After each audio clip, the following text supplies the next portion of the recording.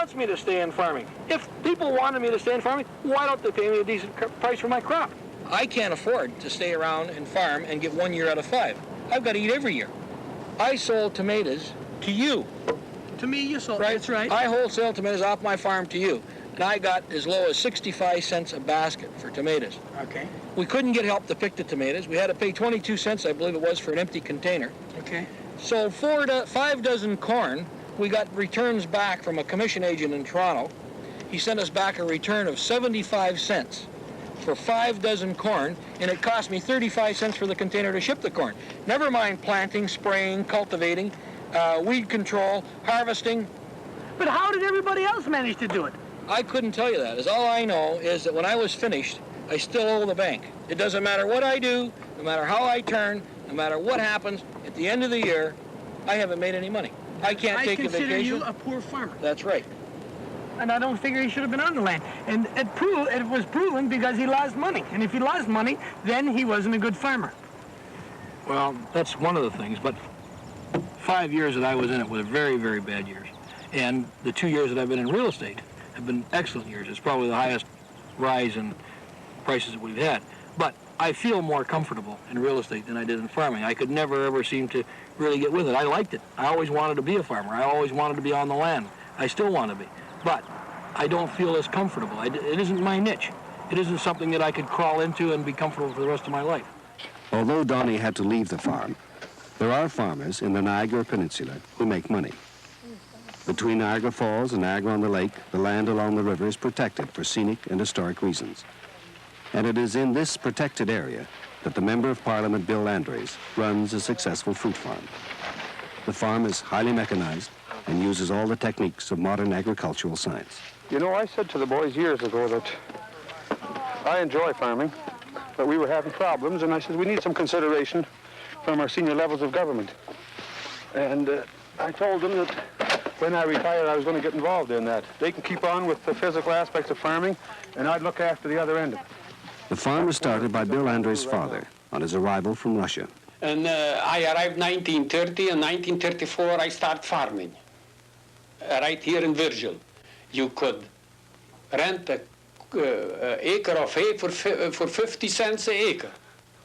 It was mostly in hay, and weeds and hay. Now, at that time, in this particular area, 10, 15 acres was a family farm. Today, 10 or 15 acres is not a family farm anymore. You need at least 40 to 50 acres to run an efficient operation. When the peaches are in season, the whole family moves into the orchard. And I think this is one of the most important aspects of the agricultural industry, and of the future of the agricultural industry, to be able to pass a farm on to a son or to future generations without the burden of taxation. Rick Andres is the third generation to work the farm. It's difficult today for a young fella to get started. Now, in Rick's case, of course, we work together as a partnership. It makes it a little easier when you work as a partnership and when you hand the farm down. And when people ask me now, what's the difference with Rick coming back with his degree in agriculture? I say, well, there isn't too much difference, except I know what to do, and Rick tells me why I'm doing it. Nice peaches for velvets. Yeah. Good color. Rick can look forward to a secure future for the farm because the Niagara Parks Commission will not allow the land to be taken out of agriculture. But elsewhere, in the peninsula, farmers are courted by the speculator's dollar. Hey, these look pretty good, Rick. Yeah, what you guys left. Many small and crowded countries, especially in Europe, have faced the problem of disappearing agricultural land and have dealt with it by introducing severe restrictions. Canada's temperate, fertile lands are becoming just as overcrowded as Europe, and Canadians are beginning to look at similar solutions. All right, which way are we moving here? We can get rid of automobile congestion. We can get rid of sprawl. We can structure the megalopolis. We can preserve the necessary lands to support us. We can do all of this if we can only get communication. But everybody's chasing ghosts. The nasty developers being chased hard right now, and it's very frustrating. But if we can only get over that childish attitudes towards a legitimate businessman and sit down with the political people who really hold all the cards and say, now look, this is what we're going to do. If a new developer was given carte blanche and let do what he really wants to do and on his own without any restrictions, I think we'd have utter chaos. We feel as though we're somewhat like artists. And municipal governments are trying to take our paints and our brushes away from us, but we still are going to paint because we feel impelled to build.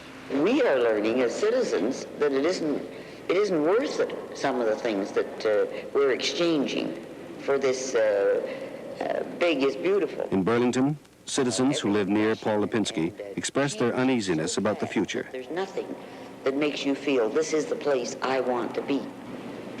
They haven't looked upon agricultural use as being the best use of land. The best use is development. I find myself now in the position that if this is destroyed, I'm one of the culprits to destroying the heritage. And I feel very strongly. I have no children. But I would like to think that through some of the efforts I make, everybody else's children in the future will still be able to touch and see as I have done. I think in the final analysis, we must assume a kind of social conscience which at the present time we simply do not have. We have got to be prepared to make certain sacrifices in order that these resources, which are important for future welfare, will in fact be preserved. This is not a small thing, and it isn't something that is going to take place over a short period of time. I think, to be fair, the provinces have now asked the cooperation of the federal government to try and work out a land use program for the whole nation. How quick it's going to be done, I don't know, but I would say this: don't hold your breath, because they don't generally move that fast on anything that involves the provinces and the federal government. They're both very prestigious of their authority and always quoting what the Constitution says. And I think some of these things have to be forgotten if we're going to make sure that people come first. Again, I go back to the consciousness raising. People have to be made aware of just what's happening and how it's affecting them, because that's when they begin to react. And until people react and convince the decision makers that it has to be stopped or at least controlled, it won't happen. Well, unless something's done to stop it, total asphalt is the answer. Painted green.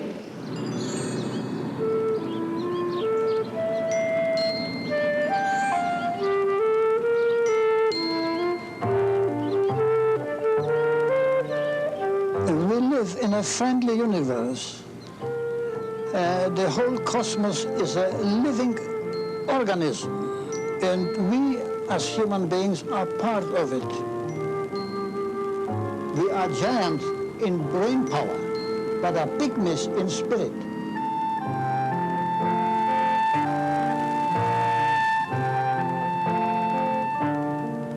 Contentment in life is something, that you cannot buy, and we have it. We have the garden that we came to Canada to build. We have the land, we have the house, we have the shelter from the element. What else do we want? Nothing. There is no language in the past, present, or future adequate to express or explain the reality of infinity or the infinity of reality. I was working in the factory, and I found it that this is not my place for me. I want to be in the open. I want to be in contact with life, not with mechanistic things and hellfire and brimstone and smoke and pollution and poison. I want to breathe as much clean air as was possible. And to heck with the money, let them have the money. Let them have all the prestige that the engineer or whoever that is has. He can have it. I am here a simple man, and I want to remain a simple man. First, this is the primary occupation of man. With my work, I am not hurting anybody, but I'm benefiting whoever comes in contact with the products, and so on. So I think myself, I get my living, I got my living. I get the contact with the soil, with the life-giving land. I'm in contact with the sun. Everything exudes life and energy and beauty. I am anxious to relate to my fellow human being things that I have learned and found worthy to consider and think about.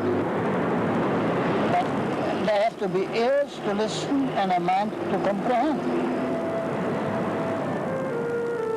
But will we listen and understand in time? Canadians have always assumed that their land was endless.